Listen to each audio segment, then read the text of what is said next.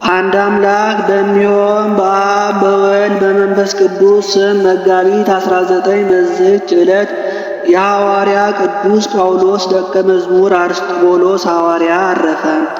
እርሱም ጌታችን ከመረጣቸውና ከመከራው በፊት እንዲሰብኩ ከላካቸው ከ72ቱ አርድእት ውስጥ የተቆጠረ ነው።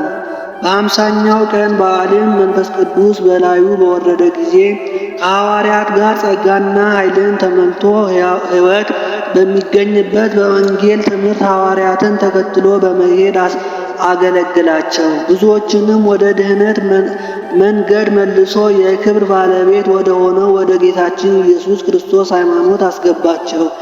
የክርስትና ጥምቀትንም አጥምቆ የአምላክን ሕግና ትእዛዝ ከማስጠበቁ የተነሳ ነፍሳቸውን አዳነ። አባቶቻችን ሐዋርያትን ይህንን ቅዱስ አብርጣብያስ በሚባል አገር ላይ ኤጲስቆጶስነት ሾሙት። ወደ እርሷም ሂዶ በውስጧ ወንጌልን ሰበከ። ብዙዎችንም በቀናች ሃይማኖት እግዚአብሔርን ወደ ማወቅ መለሳቸው። በፊታቸውም ድንቆችን ታምራትን በማድረግ በሃይማኖት አጸናቸው። ነገር ግን ከአይሁድና ከዮናናውያን ብዙ መከራ ደረሰበት። ብዙውን ጊዜ ወደ ፈራጆች አደባባይ ወስደው በድንጋይ ወገሩት። ጌታችንም ከመከራው ሁሉ ጠብቆ አዳነው።